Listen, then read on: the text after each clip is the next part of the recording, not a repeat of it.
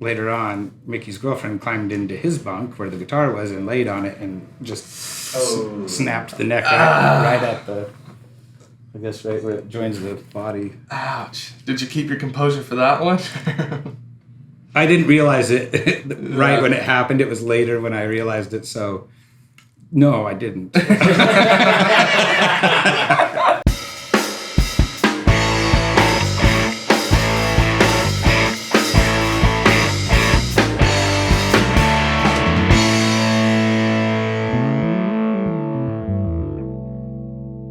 Hello, people of the world. Welcome back to another episode of Sam Sessions. We're here in the Acoustic A Room of South Austin Music.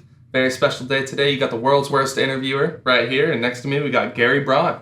Second world's worst interviewer. Have you met the first? Yeah. Nice. How'd that go? Oh, he was great. Okay. Well then, yeah. Should be easy to pass that one up. No problem.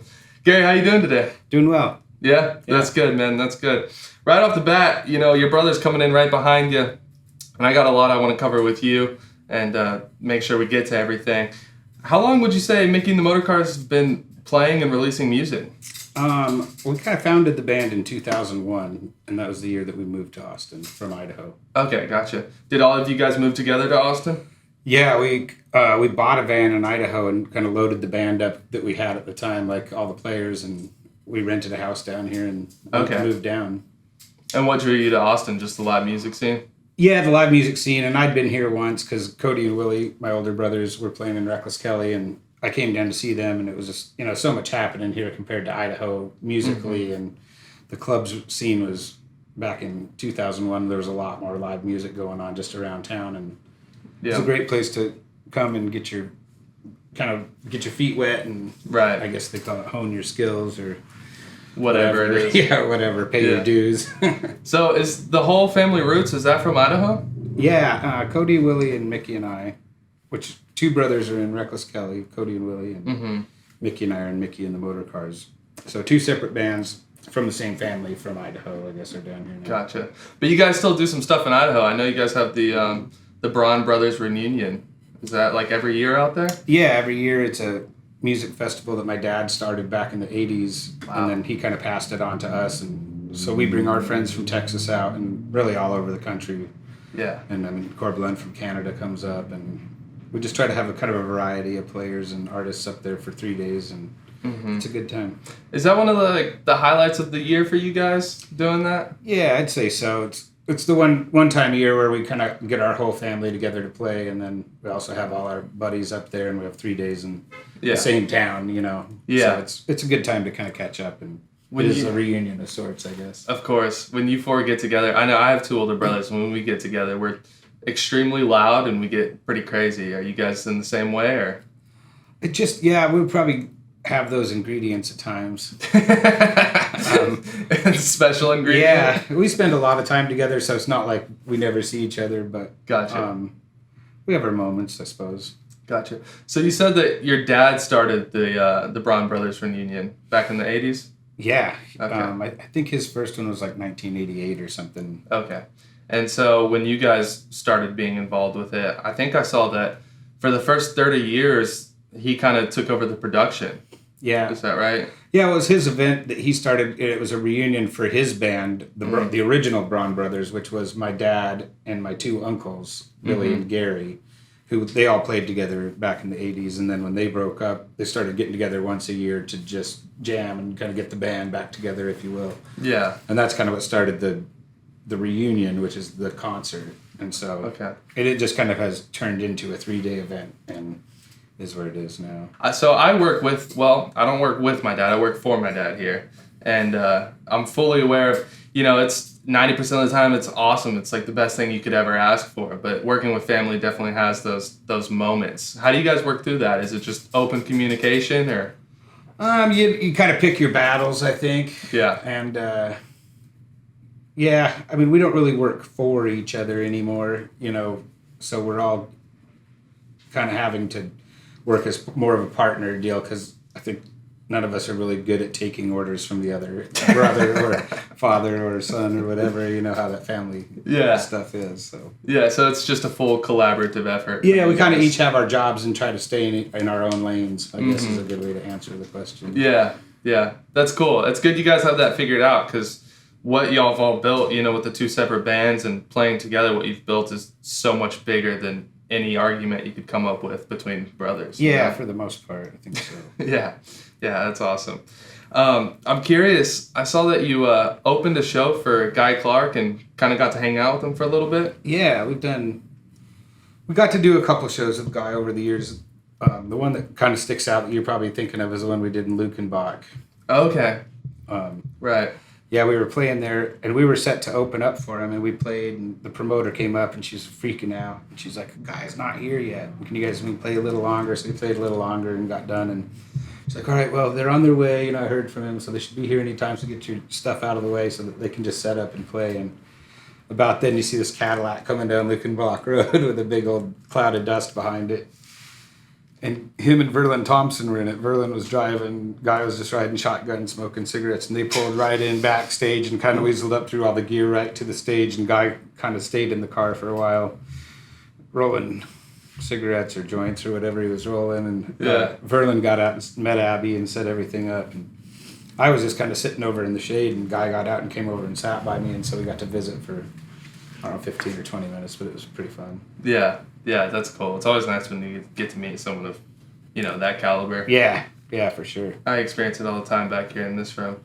Man, I can't imagine, you know, you said that your dad and your two uncles were the original Braun brothers and played together, and now you and your three siblings play together and have your own bands. Sometimes it's like a musician will feel that they were born with like the innate interest in music, and sometimes it's like a passed down thing. Mm-hmm. Do you think you would have gotten into music regardless of the family already being involved?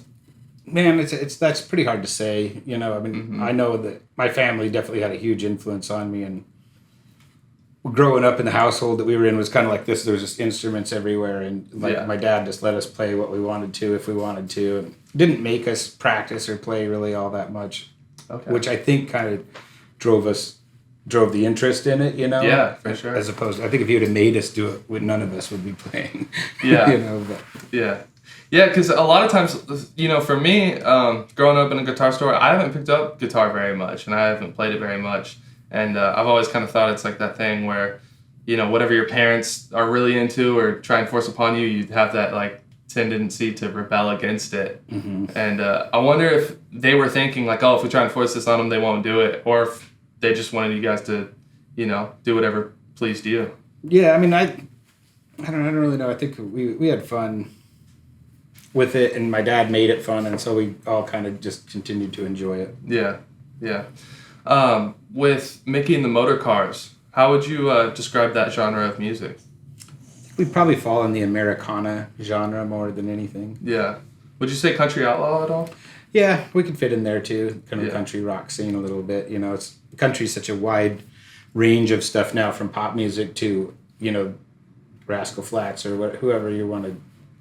I mean, there's just George Strait on one hand, you know, and then you got like the new Luke Bryan guys over here, and their music sounds very nothing alike. You know, very different. And so I don't know. It's hard to really pigeonhole anything for me anymore. Mm-hmm. I think Americana is actually one of the things that's a little more true to their genre. It's not as wide open to everyone. Yeah, country outlaw is just like such a cool name for a genre of music. Yeah. You know, it brings you back. Did you grow up watching westerns or anything like that? Yeah, we watched all the westerns in my family for sure. Do you have a favorite? I always liked a lot of the John Wayne stuff was pretty good. Mm-hmm. And then Young Guns was probably one of our favorite movies growing up, with Emilio Estevez and Charlie Sheen. Yeah. It was about Billy the Kid. Do you remember that one? That was probably before That me. was probably our favorite, I think, when I was a kid. Gotcha. What was the dynamic between the siblings like growing up? Did you guys always get along? Were you playing games outside together? Yeah, I mean, we played until we got in a fight, you know. Or It was pretty much like most households, I think, with siblings. For the most part, yes, we got along really well. And you grew up in Idaho? Yeah. So was it like suburbs, country? We grew up out in the woods about 6 miles off of the highway, so we had no power. Oh, wow. You had no power? No power, yeah. So like no light switches? No light switches. It was all like kerosene lamps and propane lights and stuff. You're kidding. Yeah, so we had no television or anything like that growing up. And so we played a lot of games, like board games and cards, and we played outside all the time, you know, like if we were like my mom kicked us out when we woke up in the morning and was like, don't come back until dark, you know, like pretty much we just got and play and build forts. And, man, it sounds like a childhood filled with like that creative freedom, you know? Yeah, there was a lot of creative freedom. It kind of lend itself to the music too. Mm-hmm. I'm curious, I know you just got married and, you know, maybe there's kids down the line, maybe not. Would you be scared about raising a kid in the new climate of the way things are now, where you go to dinner and the kids are watching iPads and things like that? Yeah. I mean, I don't know. It's such a different world that we live in, you know, and I think our parents were scared of that same stuff, you know, just at a different level or whatever was new at the time, you know, like my mom was afraid of Nintendo, so we didn't have one. Yeah. But, would you have it any other way growing up? No, you know, looking back, I think we grew up how we were supposed to. Yeah. Yeah, that's awesome. So what time of year is the Braun Brothers reunion held? It's the second weekend of August every year. Okay, cool. Is it pretty hot out there?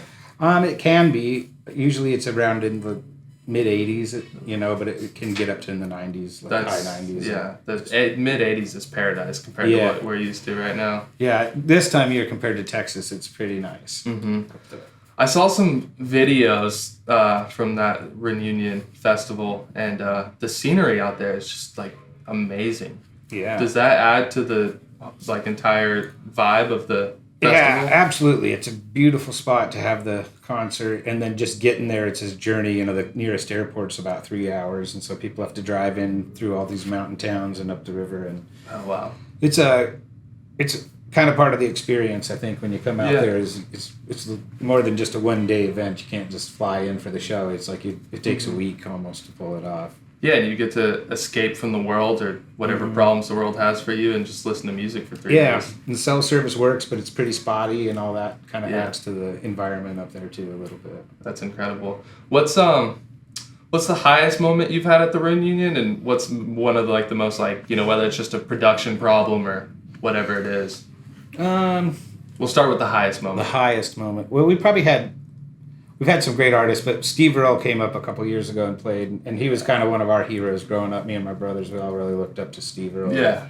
Had all his records and stuff. So having him on that stage playing our event was pretty special for us, I think. That's incredible. And then what about, you know, you have a festival that big, there's bound to be unforeseen problems. Yeah, I mean, we've had everything from, you know, our outhouses are full, you know, like so we're bringing all the porta potties and stuff and trying to get them pumped in the middle of the day. And just all the normal things that you would have when you get 3,000 people on a festival grounds from heat stroke, and, you know, you'll have medical emergencies, and you'll have fist fights. Those are our least favorite, probably. You know, we try to not, like, we have a no asshole rule up there. So zero tolerance. If you want to start a fist fight, you better do it somewhere else, because we'll just take your wristband for the weekend and kick you out. No kidding. Yeah. Yeah. You're not welcome back the second day either. You know? No violence allowed up there. That's awesome. Yeah, it seems like a really, like I said, like just a great way to escape.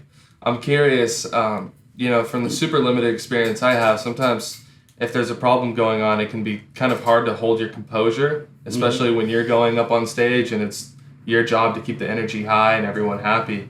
Do you feel you've gotten better at keeping your composure over the years through random various problems that come up? Yeah, I think so. And as you grow older, I like to think that I've gotten better at just my temper in general. You know, I can try to figure out how to solve a problem as opposed to making it worse by losing my shit and then still having the same problem to deal with. You know, it's like I've kind of learned that it doesn't help to blow up. I mean, it just makes you look kind of foolish, really. Usually. Yeah, absolutely. Guilty. Yeah. Yeah, I think we all are, at least a little bit. We've all been there once before. Yeah.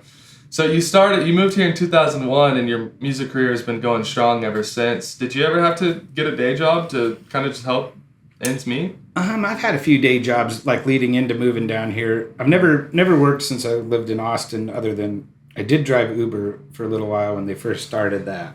Yeah. And I did that for about 6 months just to kind of help out, you know, and Right. that was pretty fun. Yeah. I kind of enjoyed it actually, and then it got old and I stopped doing it. Yeah. Yeah. What about during the lockdowns? I know a lot of musicians struggled through that. Yeah, I have a cabin in Idaho still up there, so I went up there and just kind of chilled out. Okay. And so we were pretty fortunate. We just kind of shut everything off. We didn't have a lot of overhead at the time, you know, like our bills were. We kind of went into the pandemic out of our summer, which is our best time of year, you know, and we saw some of that coming, and we were prepared. To where we were really fortunate through the whole thing. Yeah, of course. Yeah, that's great. What about what's new in your career? Do you have any new songs that have just come out? Any music videos? Yeah, we got a new music video out for a song called "Stranger Tonight" that I wrote and sang on the new album. And the album's actually 4 years old now, so this is probably the last single off of it. Gotcha. And we're about to go into the studio and start working on something new. On the new one. Mm-hmm. Did you did a music video for Stranger Tonight? Yeah, we did. We filmed it over at the Continental Club here in town. So. Oh, really? Yeah, so check it out if you have a chance. Okay, awesome. And that's on YouTube? You bet. Mm-hmm. What was the process behind filming that music video like? Was it business as usual? It was fun. We hired our friend from Big Flavor Films, Brian Monroe, and he shot the whole thing in one day. Well, he shot most of it in one day, and then he went around and got some B-roll and stuff. And I kind of got to give him credit for the whole thing because he really put it all together and edited it and did a really nice job making it all work. Yeah, that's good. Like I said, I have 2 older brothers, and brotherly competition can be like a gift in disguise in a way, right? Where if, you know, one of your brothers is doing this, you're like, oh man, I gotta either one up that or at least match it. Do you think that brotherly competition has aided your music career? Yeah, I think it keeps us on our toes as far as wanting to strive to do better. You know, it's like I don't think that we don't compete in the sense that you want the other guy to fail at all. You know, of course, but it's definitely, you know, if somebody does something good, you always want to try to do that too, and maybe a little better. Yeah, you know? Yeah. I can't say it enough how cool I think it is that, you know, you have 3 siblings, all 4 of you guys are doing music, and all 4 of you guys are doing really well with the music. And, you know, the fact that it was passed down from the dad and the uncles to you guys is pretty incredible. Do either one of your uncles have kids? Yeah, they both do. Okay. And most of their kids are musical too. They're not professional musicians in the sense that they're out making a living doing it, but they all sing and play a little bit. Yeah. So would you say you're like 3rd generation Braun professional music? Yeah, I would say so, because my grandfather, he was a professional piano player and organ player and singer, and he played in the casinos down in Nevada. Oh, wow. And my grandma, cocktail waitress at the same casino, so they went to work every day for 20 years to the same place, and he played keys for like 4 hours a night, just kind of the lounge guy, and she cocktail waitressed, and then they'd go home at the end. That's cool. That's crazy. Yeah, it's kind of neat. Yeah, you have a great story behind the music. How would you describe your songwriting process? Do you draw from real life experiences? Do you draw from characters you make up in your head? I try to experiment with everything, you know. It's that's a process. It doesn't really have any rules, you know. So it's like the more you do it, the more you search for new ideas, you know. So you'll find yourself reading a book and you'll get an idea from the book, and it could just be a sentence or something that's like, oh, I could turn that into a song or something. Yeah, for sure. And movies or whatever. And real life, I think, is probably the most. There's always part of that in there too, you know. You're interjecting your experiences to that time you got. Do you have any songs that really stand out as like that's a song you can point to and say, like, you know, it has a lot to do with my brothers or my dad or uncles? I haven't really written that song. Yeah. Is this something you're holding on to? I don't know. Growing up, my dad wrote a lot about the family and kind of how, like, we played with him in his band when we were really little, and a lot of the songs he'd written for us because we were so young that they were more age appropriate, you know, like. Right. So I haven't really tapped that. Yeah. That's more the folk side that maybe I'll hit when I'm in my 60s. Okay, I see. Yeah, because I was gonna ask, do you plan to do it, or are you like, I'm gonna pave a new way and kind of Yeah, what I comes don't really naturally. plan to, you know. Right. My goal is to just write like decent songs that are either catchy enough to be on the radio or the band likes, or more meaningful, you know, and more of a songwriter Mm-hmm. from a songwriter place, you know. And I'd probably steer away from the folky. Not, to, yeah, I mean, it's Yeah. just not really my thing as much. Yeah, and if you're not doing what comes naturally to you, it's not going to turn out as good. Yeah, or I mean, like I'll get bored with my own songs already, and I don't want to play them. So I mean, no sense in writing something you don't like already. Yeah. Do you have a favorite song to play on stage? That just kind of changes throughout the summer. You know, our set list it evolves, and sometimes I get more tired of playing certain songs than I do have a favorite. You know, like if we do one that kind of beat it to death is how I feel. It's like, oh man. Yeah. And the audience, I hope, doesn't feel that way because you know, we're in a different town every night. You know, Yeah, sometimes you get to a point where it's like, oh, here we go again with this for the 18th time in a row. You know, you get a little bored. But Is there anything that you do to kind of avoid that feeling if you have the song that you do have to play again and you're feeling, oh, here we go again? Is there anything you do to? I just got to kind of check my ego or whatever and realize that I'm not really there to please myself, and sometimes I need to think about the audience a little bit, or whatever. You know? What do you think's the biggest like return of happiness for you playing live music? Is it providing entertainment? Is it creating something that's hasn't been created before? I think for me, selfishly, it's probably been more of it's the lifestyle that I've been able to live through the music. You know, it's given me the chance to be my own boss for most of my life. You know, and decide where we're going to go in the country, or you know, like in traveling, and it's just given me an enormous amount of freedom. So that's probably the big payoff for me. Yeah, I envy that. That's pretty sweet. Honest answer too. That's awesome. I think for the next part of the show, I'll switch to this or that questions. Okay. So, you know, it's quick, rapid fire. Basically, 2 options. First one that comes to your mind. Hard shell case gig bag. Hard shell. Yeah. Got to keep those guitars safe. Yeah, absolutely. You ever had a guitar that's like one of your favorites that got broken? I have. I actually had a Gretsch, a dual jet, and funny you mention it. It was in a soft shell case. Somebody they took it. It was one of those nights when the bus was getting loaded and I was out chatting to somebody and wasn't helping put my stuff away. And one of the crew guys took the soft shell case Gretsch and put it in the bus in my bunk, or what you thought it was my bunk. Wasn't my bunk. And later on, Micky's girlfriend climbed into his bunk where the guitar was and laid on it and just snapped the neck right at the... I guess right where it joins the body. Ouch. Did you keep your composure for that one? I didn't realize it right when it happened. It was later when I realized it, so no, I didn't. I don't blame you for that one. I was pretty pissed off. Yeah, that one hurts. What about, you like Mexican food or Italian? That's a tough call. If I'm in Texas, I'd probably go with the Mexican. Okay. And if I was... back east, I'd probably hit the Italian. What's the best Italian spot back east? In the Midwest, my favorite is in Chicago, George and Giorgetti's. Okay. Or Gene and Giorgetti's. You get a pizza, pasta? They're famous for their chicken parm. Oh, It's kind of both. It's not pizza, but it's chicken and spaghetti, basically. Yeah. That's interesting. Yeah, chicken parm's always different everywhere I go. Sometimes it's like Parmesan noodles. Sometimes it's like the spaghetti, like you're saying. Yeah.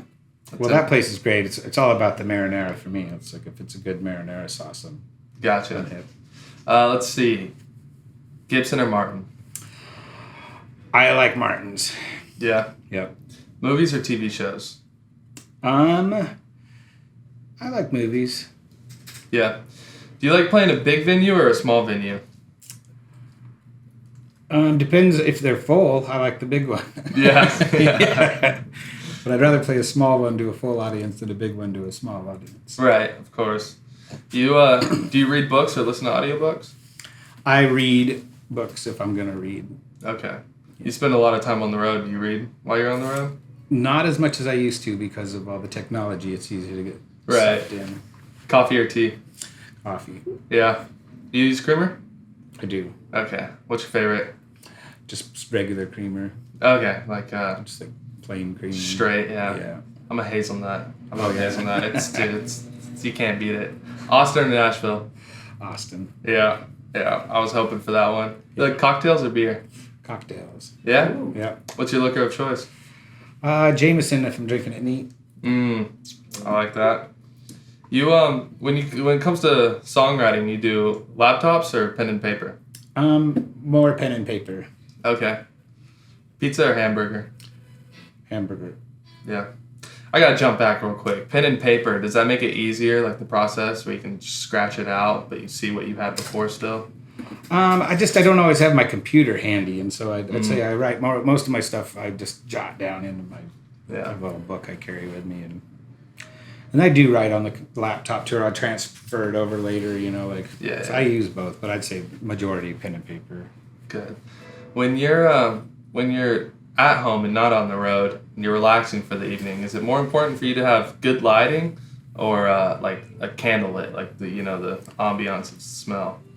Oh, if I'm just chilling, I'd go with the candle. Yeah, gotcha. Let's see, iPhone or Android? iPhone. Nice. Is that even a question? It is for me every single interview. He has an Android. Every single interview. Still trying to find that other Android lover, huh? We have, I think, 2 so far. Who was it? I can't remember. 40? Yeah. 40, and, then I think somebody else too. Man, we had one guy come on and like right off the bat, he was like, we were talking about trying to get him in here. He's like, yeah, I've just been dodging your dad's screen text. And I was like, you motherfucker. Oh, that was shaky. That was shaky. Yeah. This guy. What about if you're hanging out in a social circle and people have been drinking whatever? A lot of times people tend to smoke cigarettes, or now we have the e-cigs. Which do you prefer people doing around you, cigarettes or e-cigs? I'll probably go with the original cigarette. Yeah. Told you, those e-cig guys suck. So you smell the bubble gum or the smoke? They both stink. Debit or credit? I'd be a credit. Yeah? Yep. Gotcha. It's easier to do, right? Easier to keep track of. Gotcha. Cat or dog? Dog. Okay.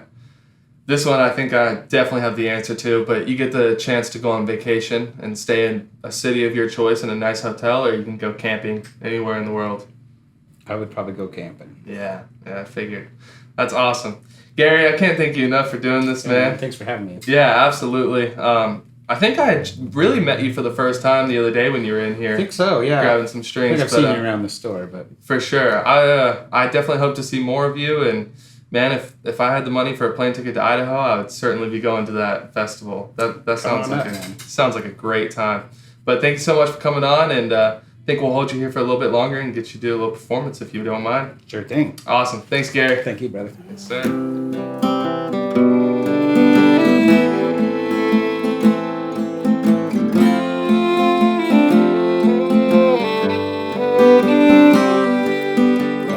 Drink as much as I used to,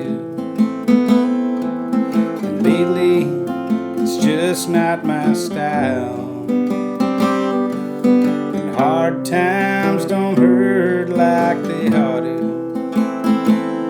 They pass quickly like when I was a child. And somehow I've learned how to listen.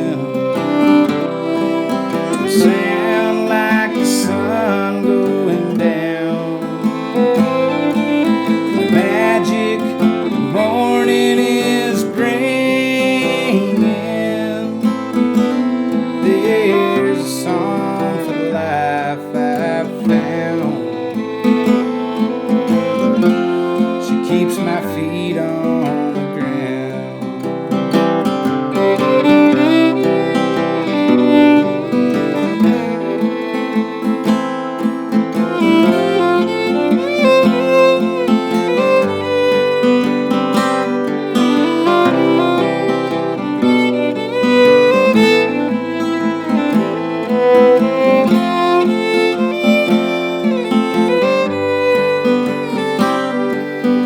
Late summer days sit so heavy. They don't blow like a breeze through your mind. And nothing appears in a hurry to make up